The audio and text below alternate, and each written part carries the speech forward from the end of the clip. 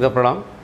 हम लोग जो पढ़ रहे थे एलिमिनेशन रिएक्शन, एल्कीन स्टार्ट किए थे, एल्कीन के प्रिपरेशन पढ़ रहे थे, जिसमें पढ़े थे एलिमिनेशन रिएक्शन। ठीक है, एलिमिनेशन रिएक्शन स्टार्ट भी कर दिए थे और पढ़ चुके थे हम लोग अल्फा एलिमिनेशन क्या होता है, इसमें हम लोग पढ़ चुके हैं। ठीक है, इसको कैटेगराइज भी किए थे, है ना, कि 1-1 एलिमिनेशन या फिर क्या कहते हैं इसको 1-2 एलिमिनेशन या फिर 1-3 एलिमिनेशन या फिर 1-4, 1-5 या फिर 1-6। ये बात क्लियर है, ये सब हम लोग पढ़े थे। अब अगर आप ध्यान से देखो बेटा, तो करते क्या है कि अगर हमारे पास इस तरीके से है तो अब हम लोग स्टार्ट करेंगे अल्फा एलिमिनेशन के बाद 1-2 एलिमिनेशन या फिर इसी को हम लोग कहेंगे बीटा एलिमिनेशन, है ना। क्या कहेंगे बेटा, बीटा एलिमिनेशन। तो यहाँ हम लोग पढ़ने जा रहे हैं 1-2 एलिमिनेशन, 1-2 एलिमिनेशन रिएक्शन और बीटा एलिमिनेशन और बीटा एलिमिनेशन रिएक्शन और बीटा एलिमिनेशन रिएक्शन। काफ़ी इंपॉर्टेंट होता है भी, है ना। दिख रहा है बेटा, आ रहा है चीज़। चलो, तो 1-2 एलिमिनेशन या फिर बीटा एलिमिनेशन रिएक्शन, है ना। ये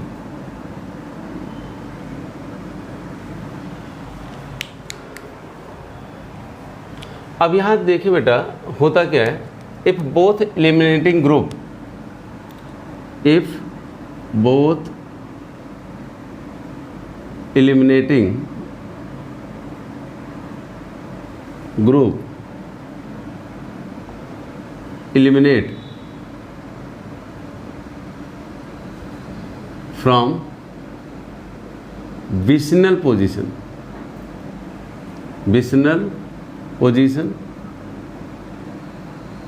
or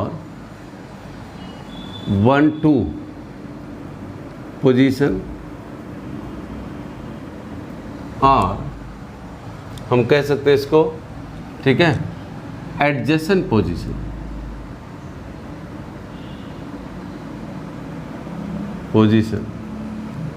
then it is known as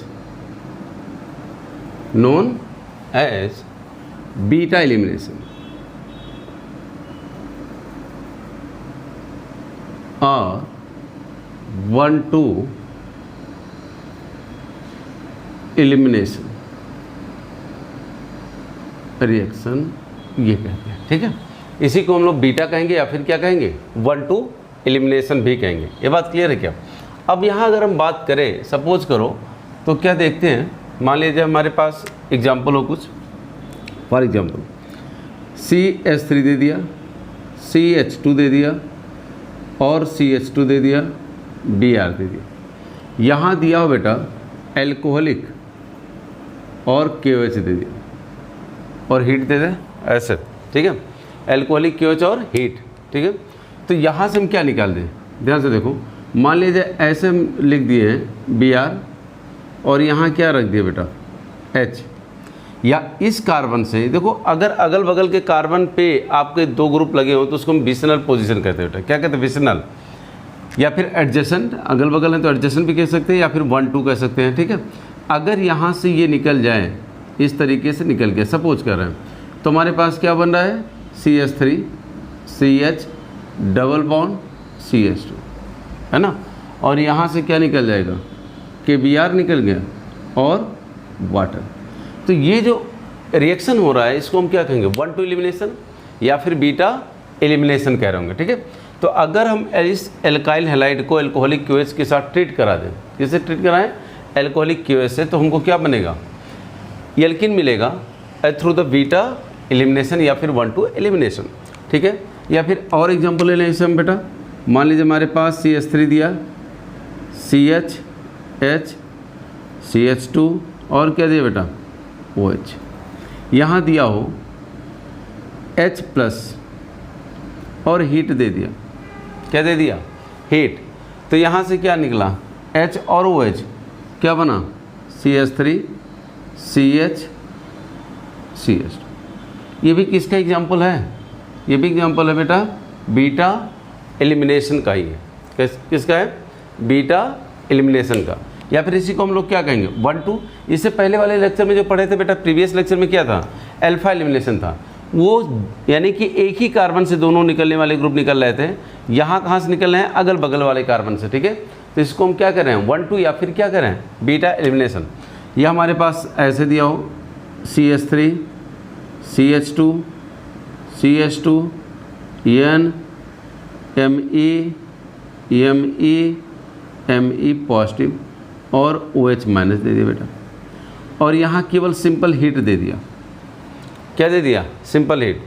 तो यहाँ से अगर हम बात करें, मान लीजिए ऐसे दिया बेटा, यहाँ क्या है H, ये ऐसे है, ये ऐसे निकल, तो वाटर H+ और OH माइनस मिलके क्या बनाएंगे, वाटर। और यहाँ बन जाएगा CH3 CH double bond CH2 plus क्या बना होगा बेटा Me3N टर्सरी एमीन।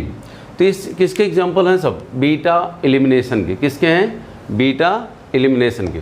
तो वही बात बेटा, if both eliminating group eliminate from vicinal position और 1 2 पोजीशन और adjacent position, then it is known as beta elimination, है ना, और 1 2 एलिमिनेशन रिएक्शन। ठीक है, कॉपी करो फटाफट, फिर आगे चलते बेटा।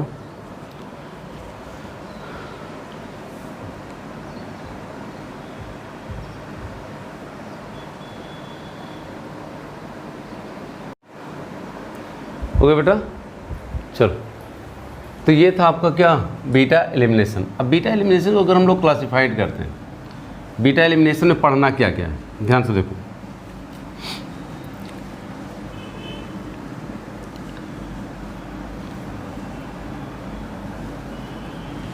बीटा एलिमिनेशन में क्या पढ़ना है, अगर ध्यान से देखें तो लिख लो, it is following types, it is following types.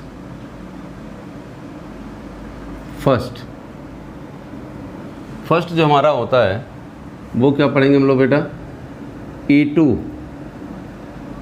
Elimination,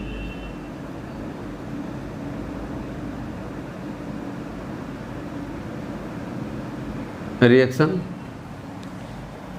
और इसी को हम लोग कहते हैं एलिमिनेशन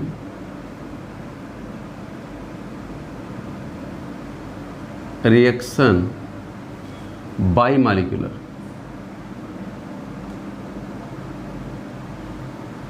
बाई मॉलिक्यूलर, ठीक है, एक ही पढ़ना हम लोगों को। दूसरा जो हम लोगों को यहाँ पढ़ना होगा बेटा, वो क्या होगा, E1 यानी कि elimination, E1 elimination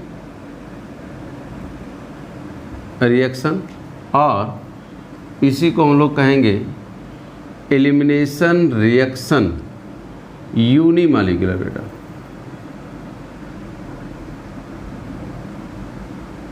elimination reaction unimolecular. तीसरा जो हम लोग पढ़ेंगे बीटा एलिमिनेशन में, वो क्या होगा, E1 CB एलिमिनेशन, या फिर हम लोग इसी को कहेंगे elimination reaction unimolecular through conjugate base, है ना। क्या कहेंगे इसको, elimination reaction unimolecular through conjugate base, ठीक है। फोर्थ एक और इसी में हम लोग पढ़ते हैं EI, है ना, EI रिएक्शन, या फिर एलिमिनेशन रिएक्शन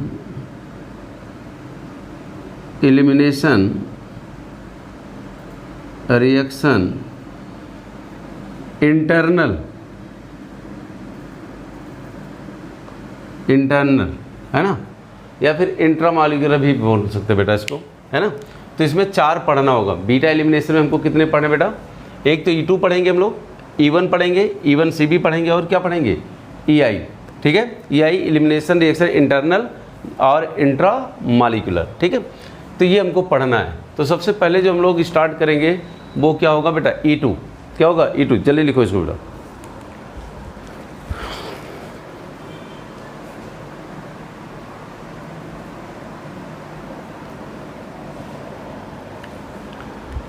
ठीक है, हो गया होगा।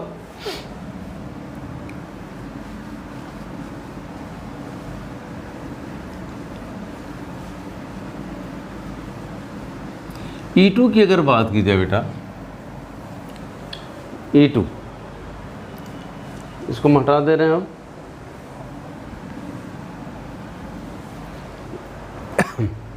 E2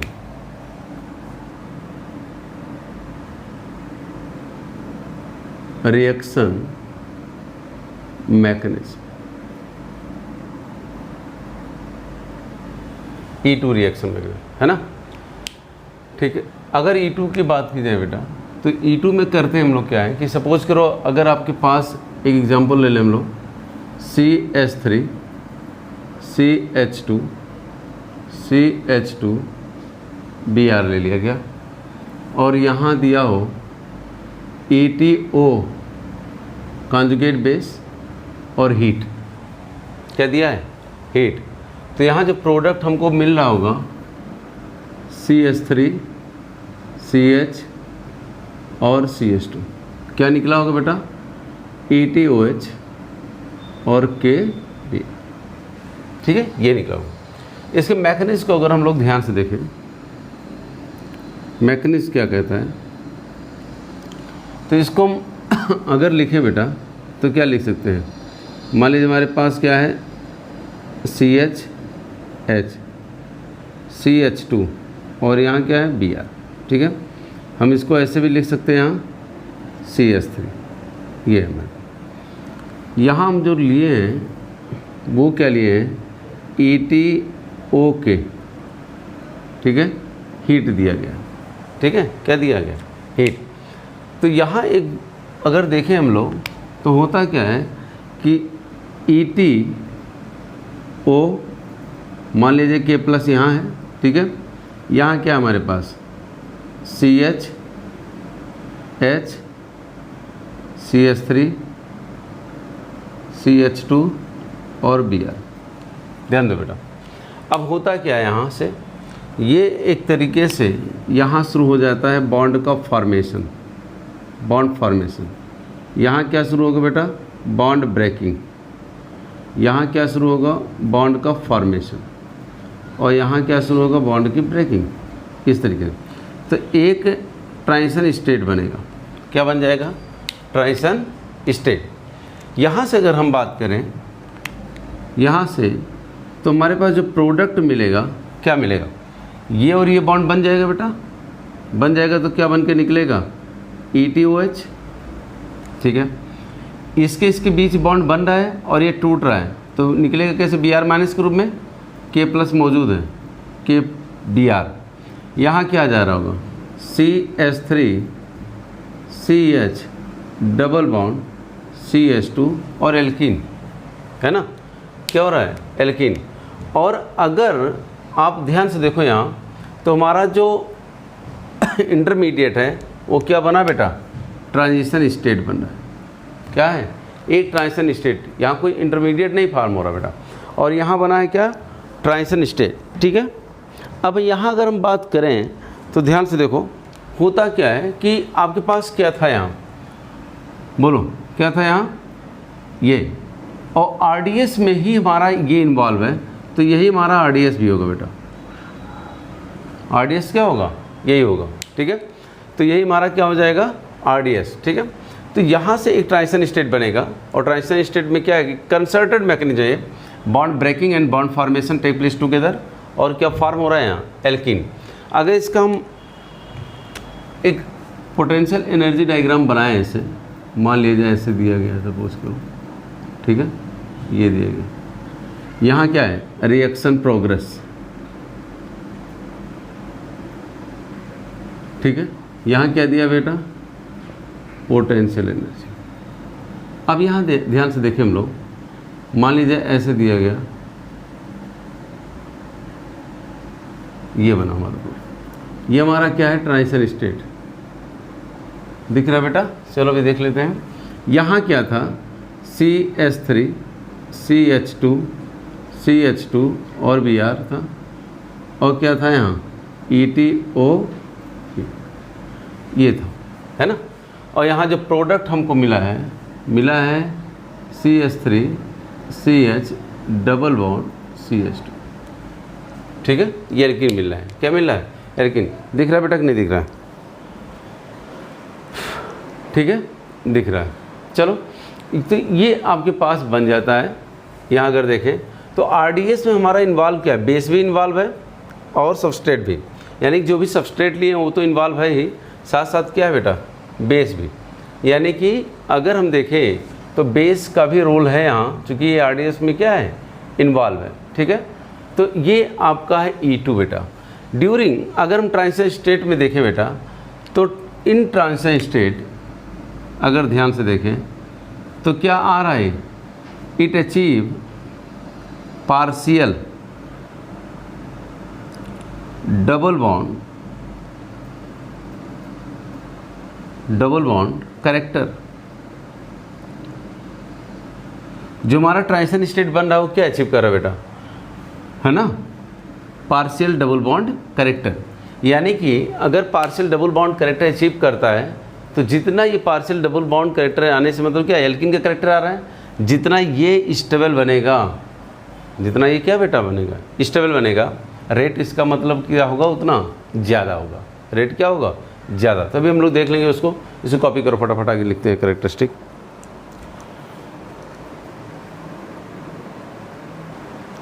तो हो गया होगा बेटा, अब ध्यान से देखो। तो ये था इसका एक मैकेनिज्म सिंपल सा। आगे हम लोग देखें, हेडिंग जो नेक्स्ट होगा बेटा वो होगा characteristic of E2, characteristic of E2, है ना। यहाँ लिख दें हम लोग,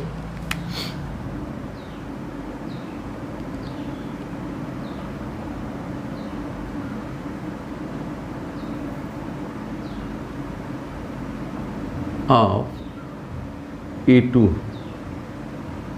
रिएक्शन। दिख रहा होगा बेटा, देखो पहला एक एक करके देखो बेटा। फर्स्ट कैरेक्टरिस्टिक ऑफ E2 में अगर देखें तो यहाँ हम कितने स्टेप इन्वॉल्व हुए थे बेटा, सिंगल स्टेप था, है ना। तो यहाँ लिख सकते हैं हम लोग, it is one step mechanism. ये ध्यान है, E2 जो हमारा होता है ये वन स्टेप मैकेनिज्म होता है, ठीक है। सेकंड जो पॉइंट अगर बात करें हम तो क्या देखे थे, it is proceed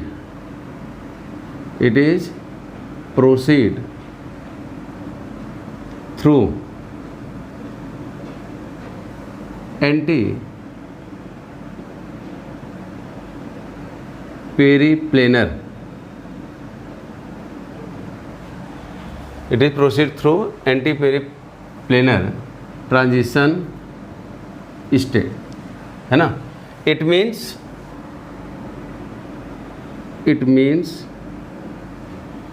both leaving group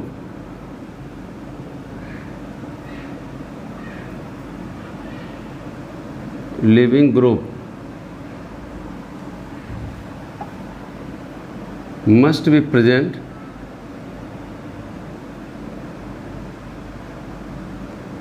in one plane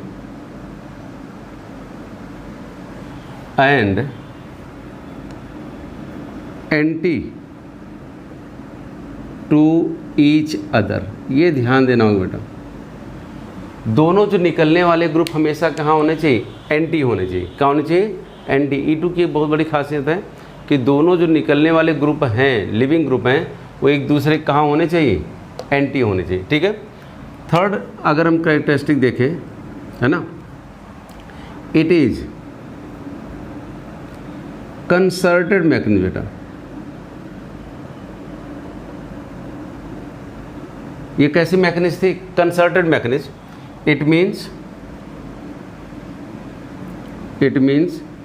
bond formation and bond breaking,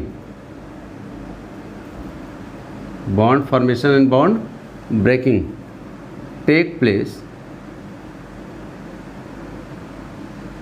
together.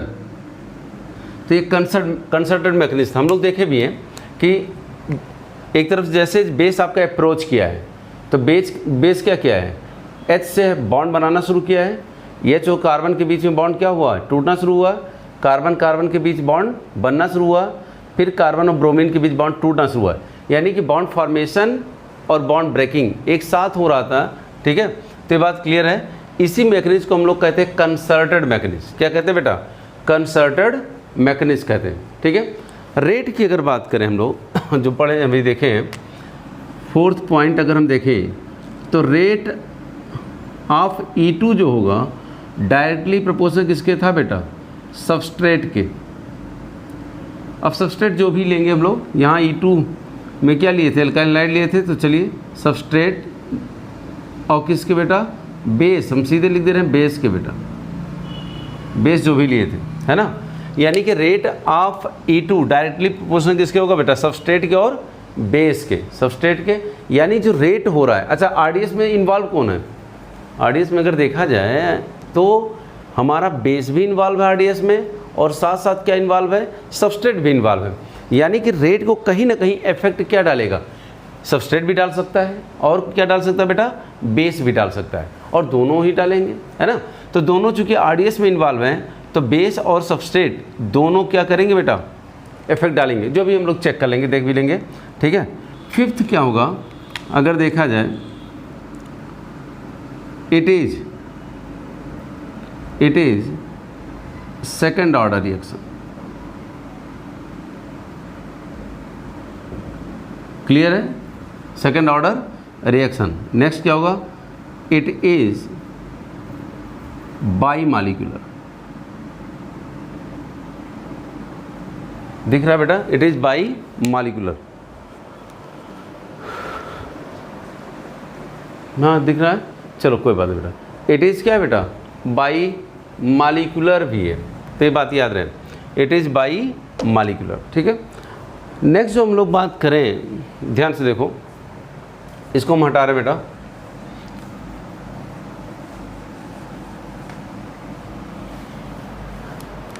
Seventh point हम यही लिख दे रहे हैं बेटा, सेवंथ, ये क्या था, ये बाई मॉलिक्यूलर भी था बेटा, और क्या है, second order. Rate of reaction increases with increasing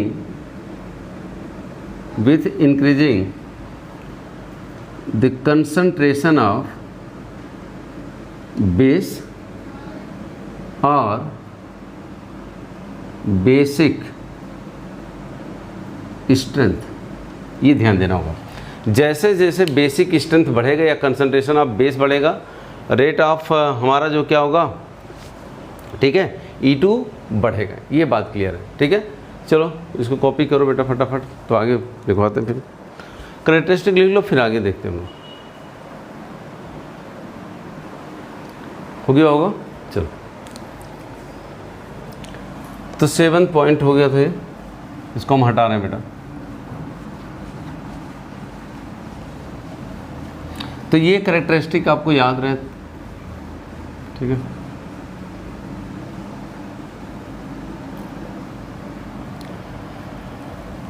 next जो कैरेक्टरिस्टिक इसका होता है वो क्या होगा, है ना। अगर हम नेक्स्ट देखें बेटा तो क्या लिखेंगे, it is endothermic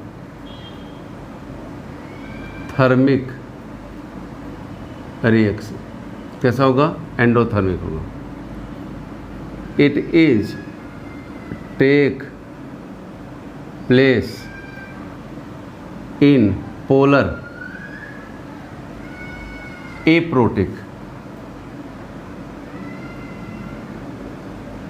solvent, polar aprotic solvent, ठीक है, PAS,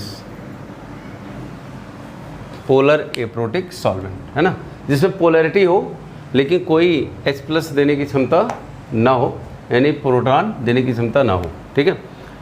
नेक्स्ट अगर देखें हम बेटा, रेट ऑफ E2 की बात की जाए तो डायरेक्टली प्रोपोर्शनल टू किसके होगा, लिविंग पावर ऑफ लिविंग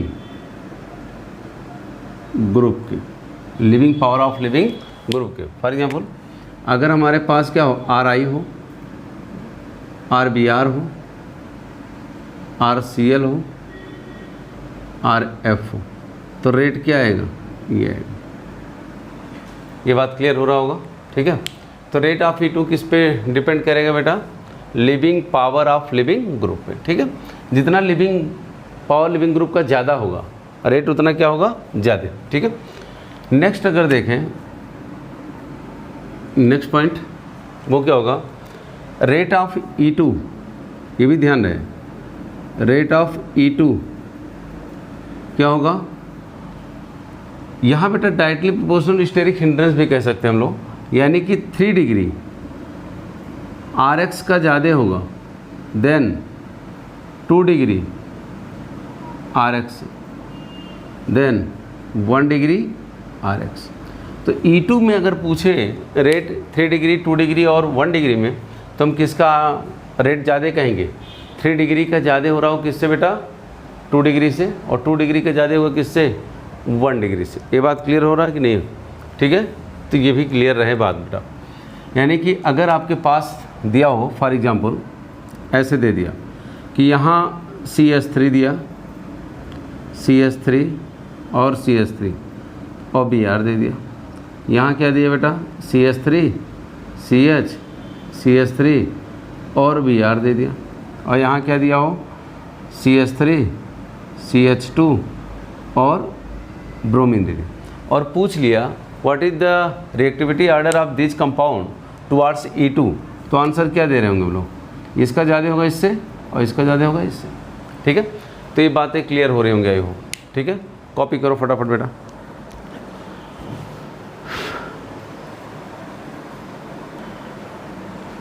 ठीक है, अब यहाँ देखो बेटा, नेक्स्ट जो होता है इसके कैरेक्टरिस्टिक अगर हम बात करें,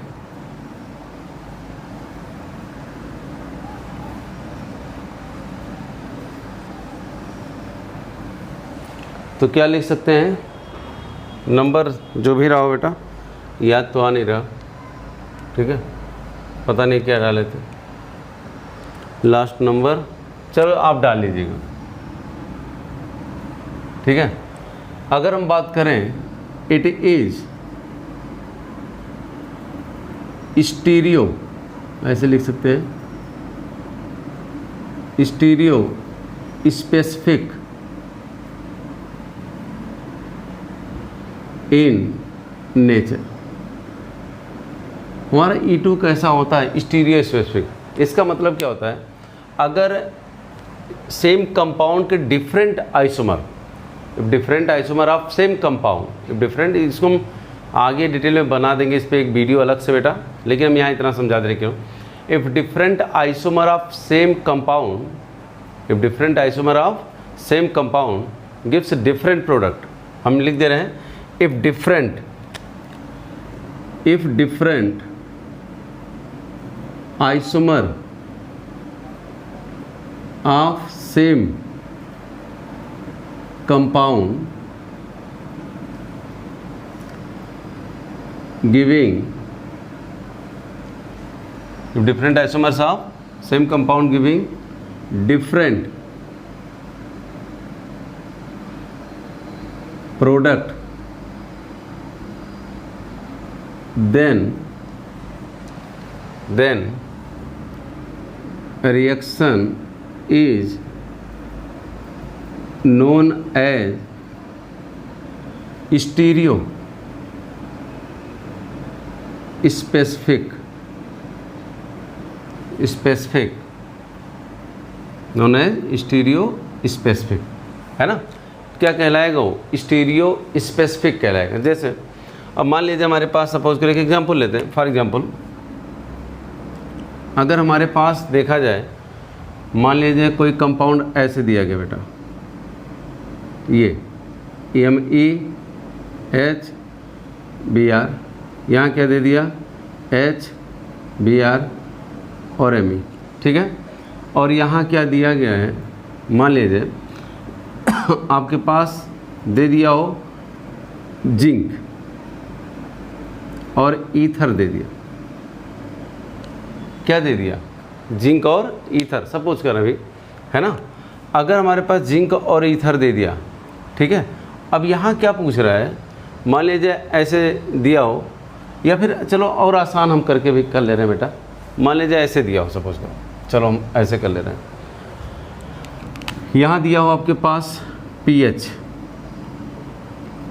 यहाँ क्या दिया हो pH, और यहाँ दिया हो Br, और यहाँ क्या दिया बेटा H। अब इसका अगर दिया हो यहाँ EtO और K प्लस, और हीट दे दिया। क्या दे दिया? हीट। अब ध्यान से देखो बेटा, यहाँ अगर ये दिया है तो हमारे पास क्या कर रहे हैं कि अगर इसका हम मैकेनिज्म थोड़ा सा देखें, हम इसको ऐसे लिख लें न्यूमैन प्रोजेक्शन में, याद है आपको बताए थे क्या करोगे आप, ये ऐसे कर लो, ठीक है। यहाँ क्या दिया है Me दिया सपोज करो, और क्या दिया बेटा pH, और यहाँ क्या करते हैं हम लोग Br, ठीक है। इसका स्टेगर्ड फॉर्म बना रहे हैं हम लोग Me, ठीक है। अब जो हमारे पास H है तो कहाँ रख दें हम लोग, हम ऐसे लिख दें H इधर पलट दो इसको थोड़ा सा, है ना, इसमें स्विच कर दो, और pH यहाँ कर दें हम लोग, ठीक है। अब आप ध्यान दो EtOK प्लस हीट करा रहे हो, दोनों निकलने वाले कौन से निकलेंगे बेटा? H निकलेगा और ब्रोमीन निकलेगा। H और क्या निकलेगा? ब्रोमीन। बात क्लियर हो रही कि नहीं? H और ब्रोमीन आपको क्या भी बताए थे कि जो निकलने वाले ग्रुप है कहाँ होने चाहिए? एक दूसरे के एंटी पोजीशन पे होने चाहिए। कहाँ होने चाहिए? एंटी पोजीशन पे। तो निकलने वाले कौन है बेटा? H और ब्रोमीन, यही तो निकलेंगे, है ना।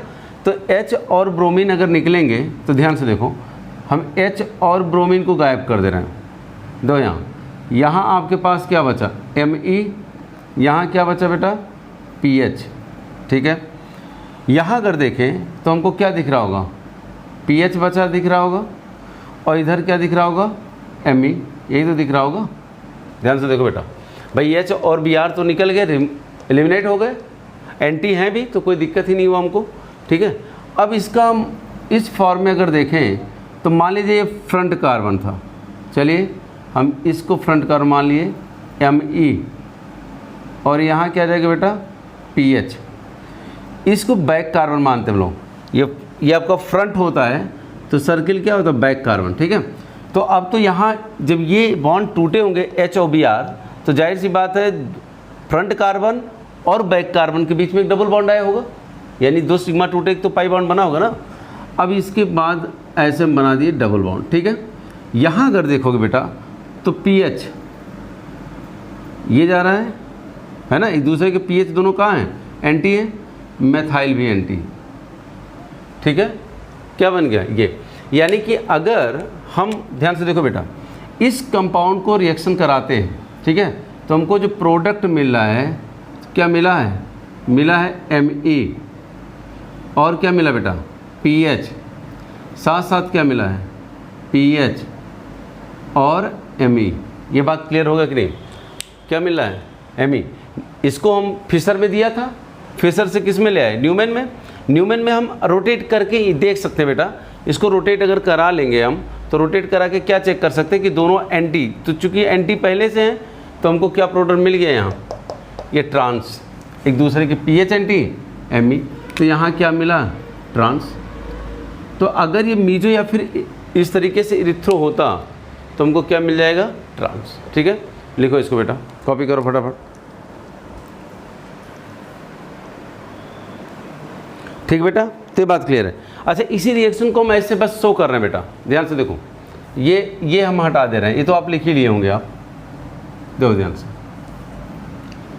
अगर सेम ऐसे ही रिएक्शन को हम यहाँ लिखें, ठीक है, जैसे ये बेटा एम था, एम लिखे रहना इसको, ठीक है। अगर इसी को हम ऐसे लिखते, मान लिया जाए हमारे पास ऐसे दे देता एम ई, यहाँ क्या देता बेटा PH BR PH H। देखो ध्यान से, ठीक है, ओरिएंटेशन दोनों का अलग अलग हो गया है ना। तो प्रोडक्ट तो हमारे एक तरीके से देखा जाए दोनों क्या हैं, सेम ही एक तरीके से, लेकिन दोनों के अलग अलग आइसोमर है बेटा। ये दोनों एक दूसरे के क्या हैं, अलग अलग आइसोमर। अब यहाँ से अगर हम बात करें, ध्यान से देखो, मान लिया जाए हमारे पास दिया होता ETOK+ और हीट, ऐसे दिया होता। अब ध्यान से देखो, अगर यहाँ इसको बदल लेते मीजो फॉर्म में, ठीक है, तो मीजो फॉर्म में अगर हम बदलेंगे तो हम कैसे बदल रहे हैं, हम ऐसे बस अपने हिसाब से बेटा ये कर रहे हैं, ठीक है। ये Me PH ब्रोमीन, ये बात क्लियर हो गया, ठीक है। यहाँ क्या आ जाएगा Me, ठीक है, H किधर आ जाएगा, इधर, और PH इधर, स्विच कर दें इसे, ठीक है। ये फॉर्म, बात क्लियर है, ये सब सिखाए थे कैसे, क्यों स्विच करते हैं, क्यों नहीं करते हैं, ठीक है। अगर इसको स्विच कर दिए अब हम, तो क्या यहाँ से अगर देखा जाए बेटा, क्या ये सब, ध्यान से देखो, आपके पास ब्रोमीन और H एक दूसरे के एंटी पोजीशन पे हैं, नहीं, तो हम इसको फ्रंट कार्बन को स्थिर रखें और इसको रोटेट कर दें बेटा। क्या करें, इसको रोटेट कराएं। रोटेट तब तक कराएंगे जब तक ये दोनों कहाँ ना आ जाएँ, H और Br एक दूसरे के एंटी ना आ जाए। तो अगर हम रोटेट कराते हैं, सपोज करो, मान लीजिए हमारा ये फ्रंट कार्बन को हम स्थिर रखें, Me PH ब्रोमीन, ये तो ठीक है, इस तरीके से था। ये अगर रोटेट करा रहे हैं, देखो PH को यहाँ ले आए, Me यहाँ जाएगा, H यहाँ चला जाए, तो आपका H यहाँ चला गया, PH कहाँ आ गया, Me की जगह। बात क्लियर हो रही कि नहीं बेटा। और हमारा जो ये है आपका H की जगह आ जाएगा Me, ठीक। अब यहाँ से क्या गायब करेंगे, ध्यान से देखो, H और Br एक दूसरे के एंटी आ गए, जैसे एंटी आएंगे ये गायब हुए तो हमको जो मिल रहा वो हम बस लिख देंगे, क्यों, ये आपके पास क्या है, Me है, और यहाँ क्या है बेटा, ये तो गायब हो गया, छोड़ो इसको। यहाँ क्या मिला है, PH, ठीक है। यहाँ क्या मिला हम लोगों को बेटा, यहाँ मिला है Me, और यहाँ क्या मिला है, PH, ये मिला होगा। ध्यान से देखो, ये तो मिला होगा ना। अब यहाँ अगर हम बात करें प्रोडक्ट, देखो अब ये तो बात हम क्लियर आपको बता दिए थे कि जब भी H और Br अब निकले होंगे तो यहाँ क्या होगा, डबल बॉन्ड बन गया। ये फ्रंट कार्बन पे क्या मिला हमको, मान लीजिए ये मेथाइल मिला, और क्या मिला यहाँ PH, ये आपके पास डबल बॉन्ड आ गया, ठीक है। मेथाइल जो बैक कार्बन का है, यानी कि इस PH के कहाँ जा रहा है, एंटी, तो इस PH का एंटी कहाँ आएगा बेटा, Me। ध्यान से देखो बेटा, ये फ्रंट कार्बन का हम क्या लिखे हैं, ये फ्रंट कार्बन हो गया, मान लिया हमने फ्रंट कार्बन किसको माना, इसको, तो फ्रंट कार्बन पे क्या दिख रहा है, मेथाइल और PH, तो मेथाइल PH लिख दिए। अब ये यहाँ ध्यान से देखो, ये जो बैक कार्बन का है, बैक कार्बन में इसको माना है, मेथाइल किधर जा रहा है, इस PH के एंटी जा रहा है, मेथाइल इस PH के एंटी, तो इस PH के एंटी मेथाइल कर दिए, और इस मेथाइल के एंटी हमारा क्या है, PH है, तो इसको हम क्या कहेंगे, सिस। और ये क्या मिला था हमको, ट्रांस। क्या मिला था बेटा, ट्रांस। बात क्लियर है।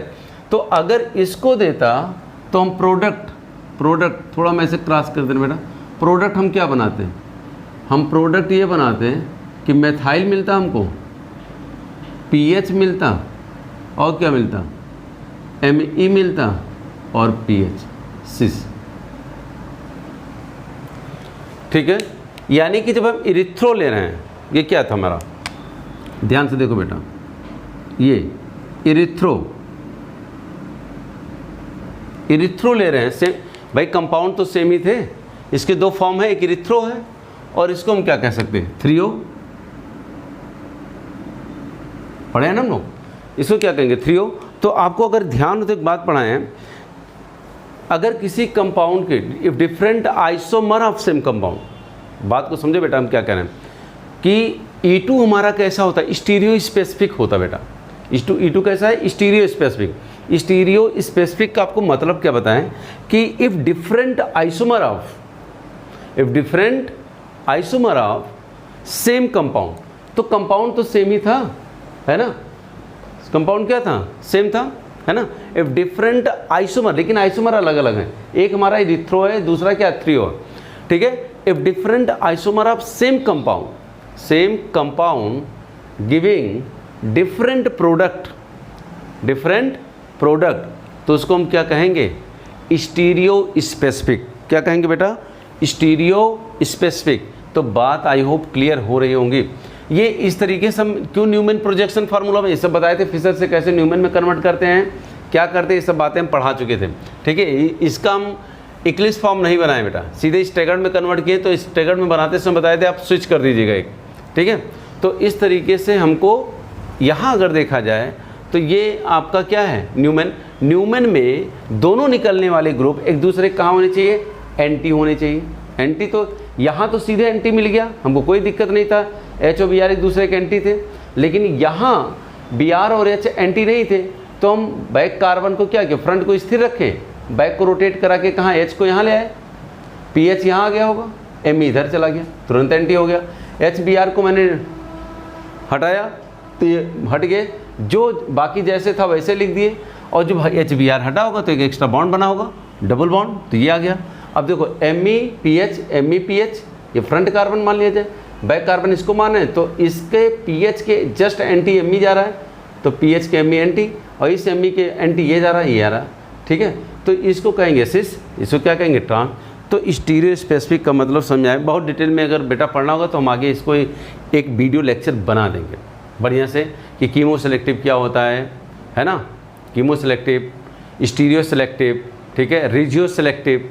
बात को समझो बेटा, रिजियो सेलेक्टिव क्या होता है, या फिर आपका स्टीरियो स्पेसिफिक कैसे, बहुत सारे रिएक्शन मिलेंगे आगे हम बताएंगे इसको, ठीक है। या स्टीरियो में भी आते हैं, फिर उसमें भी बहुत सारे बनते हैं, डायस्टीरियो, फिर आपके क्या बनते हैं, एनेंशियोमेरिक। तो बहुत सारी चीज़ें हैं, ये सब हम लोग डिटेल में, यहाँ बहुत हम ज़्यादा आगे नहीं बढ़ना चाहेंगे बेटा, ये बात क्लियर हो। तो ये आई होप ये बात क्लियर हो गया होगा।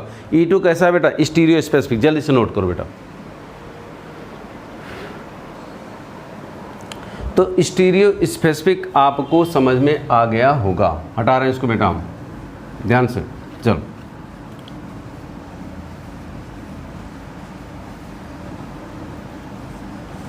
नेक्स्ट जो आपका होता है, अगर हम बेटा ध्यान से देखें E2 की कैरेक्टरिस्टिक में, तो क्या लिखेंगे, अब नंबर हमको बेटा याद नहीं है, इसलिए आप जो भी नंबर होगा डाल लेना। It is regioselective reaction. E2 बेटा एक बात ध्यान रहे, रिजियो सेलेक्टिव कैसा होता है, E2 रिजियो सेलेक्टिव होता है। रिजियो सेलेक्टिव का मतलब क्या होता है, ध्यान से देखो, हम यहाँ ऐसा सिंपल बस लिख दे रहे हैं, डिटेल में नहीं बताने जा रहे बेटा इसको। रिजियो सेलेक्टिव का मतलब होता है if during reaction structural isomer, जिसको हम लिख दे रहे हैं रेजियो आइसोमर। स्ट्रक्चर आइसोमर को क्या लिख रहे हैं, रेजियो आइसोमर, इज फॉर्म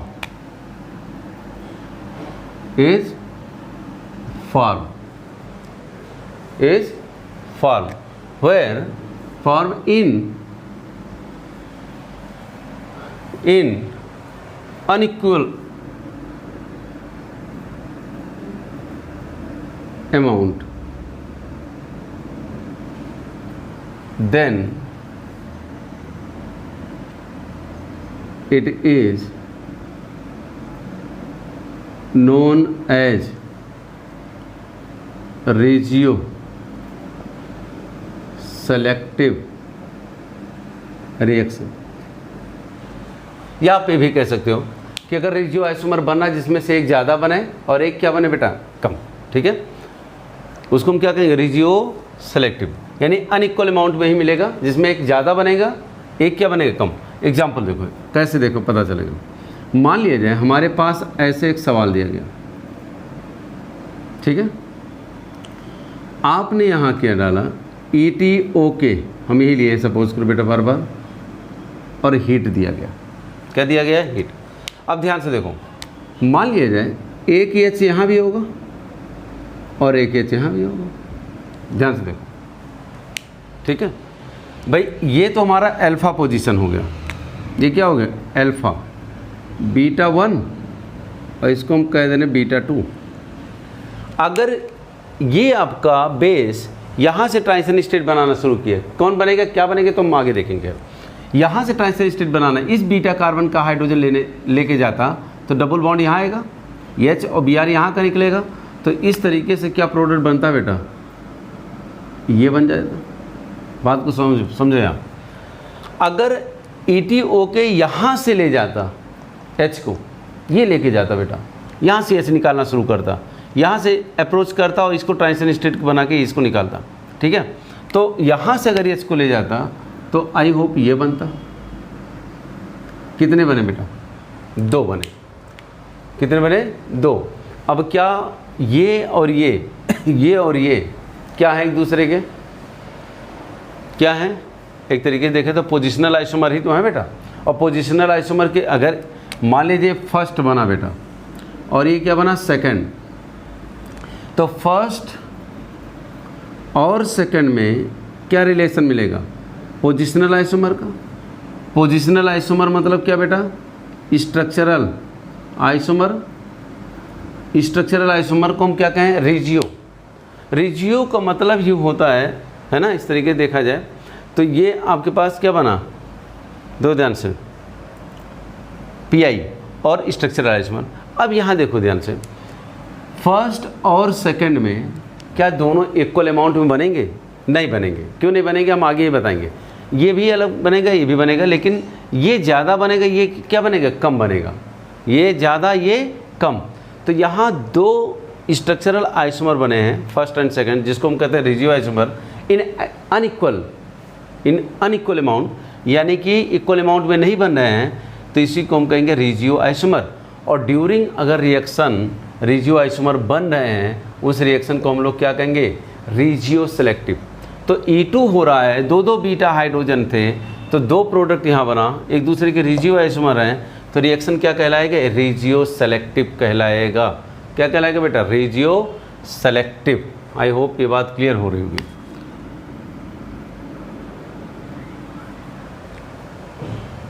ठीक है, रेजियो का मतलब ही होता है बेटा पोजीशन या फिर डायरेक्शन, यानी कि कहाँ अटैक करेगा आपका जो आने वाला बेस है, कहाँ ज़्यादा फेवर अटैक करेगा। जैसे मान लीजिए कहीं सपोज करो आप घूमने जा रहे हो या कहीं टहलने जा रहे हो, 2 दोस्त हो, है ना, या आप अकेले हो, आपको 2 रूम दिखाया जाए, एक रूम AC वाला हो, गर्मी का मौसम हो, एक रूम क्या हो, सिंपल हो।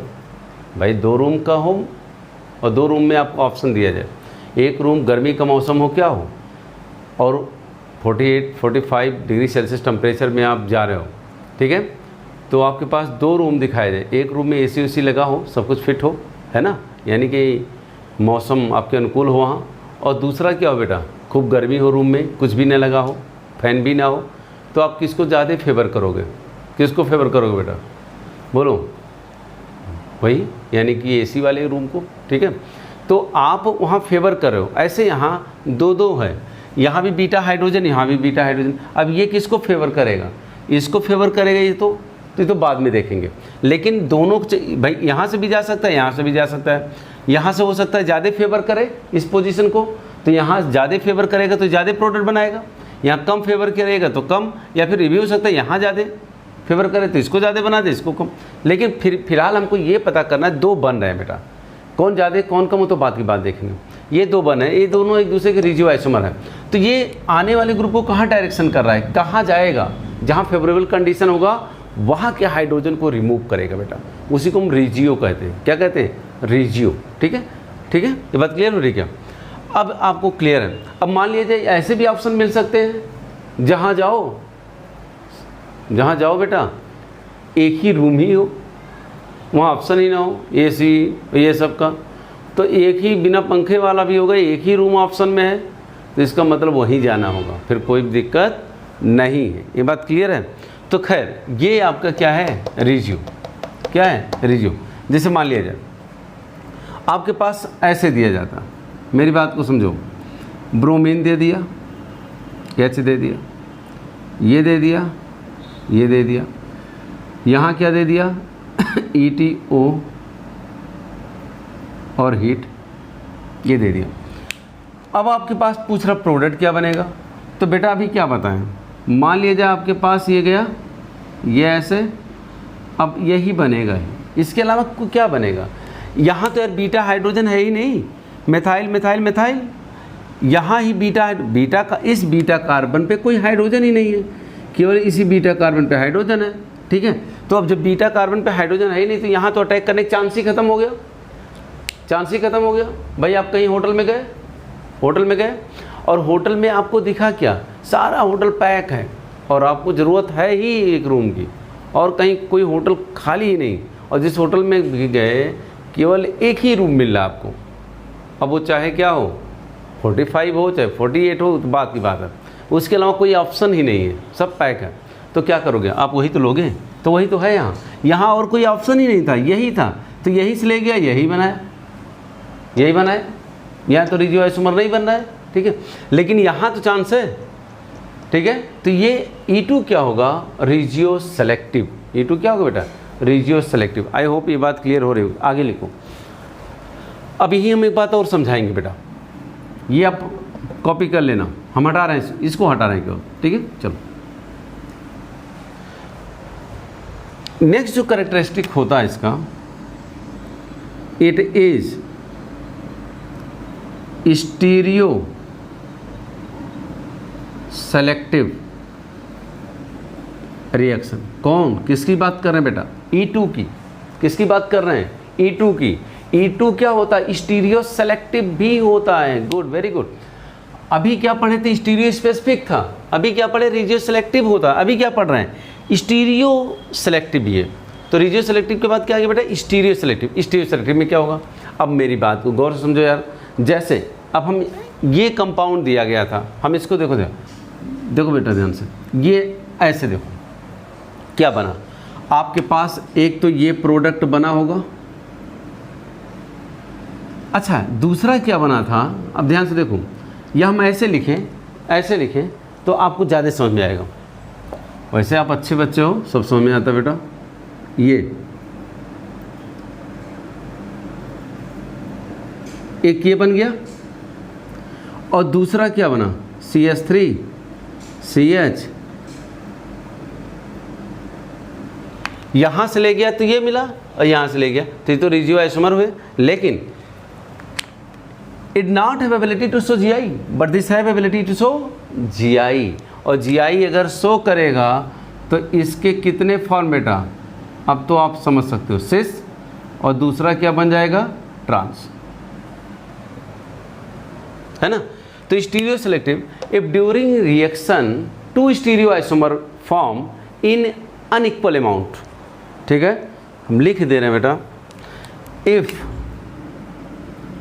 During reaction to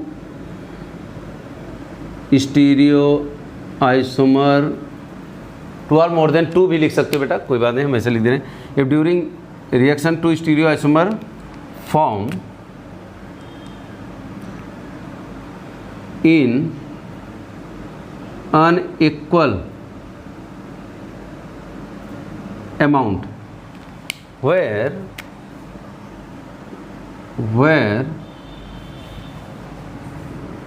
one stereo isomer dominate over other, then it is known as stereoselective reaction. अब ध्यान से देखो बेटा, ये हमारा क्या था, सिस, ये क्या है, ट्रांस। सिस ज़्यादा स्टेबल के ट्रांस, तो आई होप ट्रांस ये सब बता चुके हैं। अगर ट्रांस ज़्यादा स्टेबल है तो ये ज़्यादा बनेगा, ये कम बनेगा। तो ये रिएक्शन क्या है, ये रिएक्शन देखें तो रिजियो आइसोमर भी है, यानी रिजियो सेलेक्टिव भी है और स्टीरियो सेलेक्टिव। और हुआ क्या है, E2 क्या हो रहा है यहाँ, E2। तो E2 हो रहा है बेटा, तो हम E2 के बारे में क्या अगर कर देता है तो क्या बताएंगे, E2 स्टीरियो सेलेक्टिव भी है और रिजियो सेलेक्टिव भी है, और स्टीरियो स्पेसिफिक तो पहले ही बता चुके थे। आई होप ये बात क्लियर हो रही होगी। कॉपी करो फटाफट बेटा।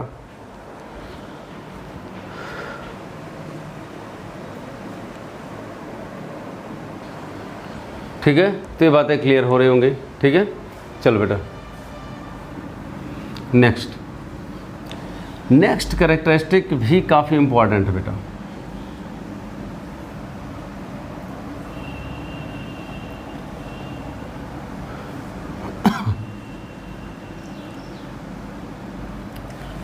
अगर आपको बताए थे कि अगर प्रोडक्ट की एनर्जी, पोटेंशियल एनर्जी रिएक्टेंट से क्या है, ज़्यादा है, तो ओवरऑल रिएक्शन क्या कहलाएगा, एंडोथर्मिक। तो डायग्राम तो बनाए थे, पोटेंशियल एनर्जी डायग्राम, तो उसमें क्या देखे थे, तो क्या लिखेंगे, इट इज एंडोथर्मिक रिएक्शन, यानी अगर हीट हम बढ़ाते जाएंगे तो E2 का प्रोडक्शन बढ़ता जाएगा। ठीक है, यानी एलिमिनेशन ही एक तरीके से एंडोथर्मिक है। तो बात क्लियर हो रही होंगी। ठीक है, चलो E2 भी क्या है, एंडोथर्मिक है। नेक्स्ट बेटा, इट शोज, नेक्स्ट कैरेक्टरिस्टिक क्या है, it shows kinetic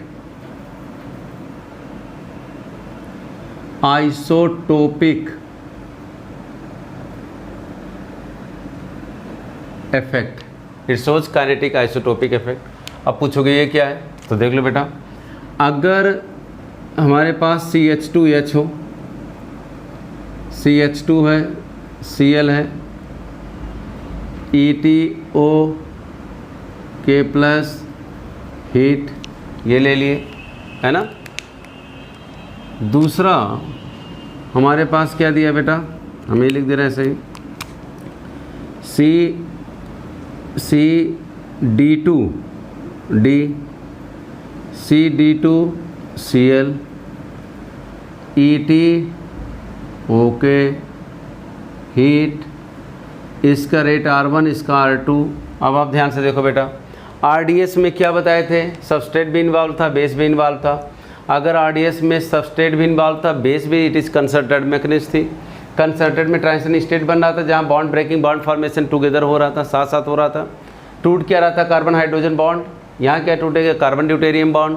carbon hydrogen ज़्यादा स्टेबल होता है कि कार्बन ड्यूटेरियम, तो कार्बन ड्यूटेरियम की बॉन्ड स्ट्रेंथ ज़्यादा होगी, तो ये आसानी से टूटेगा नहीं, ये आसानी से टूटेगा। तो रेट किसका ज़्यादा आएगा, तो प्रोडक्ट तो बेटा बनेगा यहाँ CH2 डबल बॉन्ड CH2, यहाँ बनेगा CD2 डबल बॉन्ड CD2। तो रेट किसका, अगर यहाँ रेट पूछता किसका ज़्यादा आएगा, तो क्या बताओगे आप, R1 ग्रेटर देन R2। तो क्या E2 kinetic isotopic effect show कर रहा है, तो शो कर रहा है। ये बात क्लियर है, कॉपी करो फटाफट।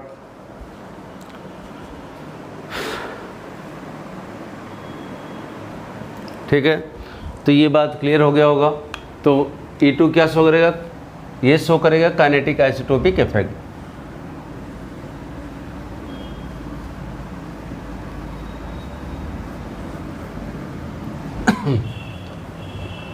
नेक्स्ट बेटा, characteristic of E2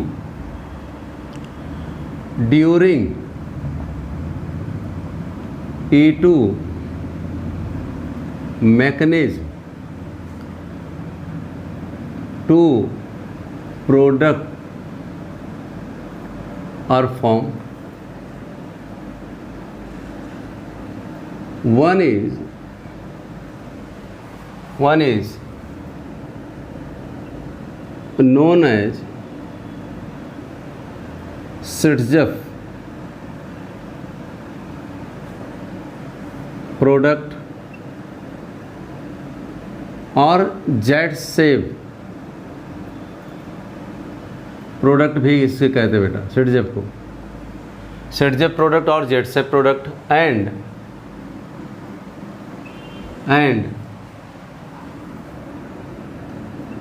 other is known as Hoffman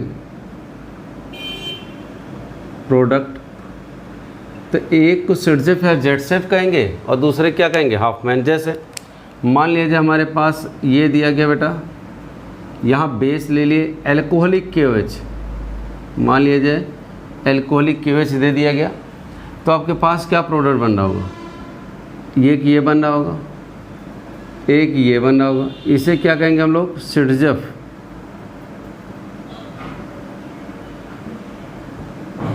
product या फिर जेटसेफ प्रोडक्ट, और इसे क्या कहेंगे हम लोग, हॉफमैन प्रोडक्ट। ये बात याद है। तो यहाँ दो प्रोडक्ट बन जाएंगे, सिटजेफ और हॉफमैन। अब ये कौन मेजर कौन माइनर कैसे बनेगा, सिटजेफ क्या होता है, हॉफमैन क्या होता है, ये सब डिटेल में इसके बाद यानी कि नेक्स्ट वीडियो में हम लोग पढ़ेंगे बेटा, डिटेल में इसके बारे में, क्यों ये ज़्यादा बना, क्यों ये कम बना, कब ये ज़्यादा बनेगा, कब ये कम बनेगा। ठीक है, तो अब यहीं छोड़ रहे हैं, बाकी नेक्स्ट वीडियो में। ठीक है, थैंक यू बेटा, जय हिंद बेटा।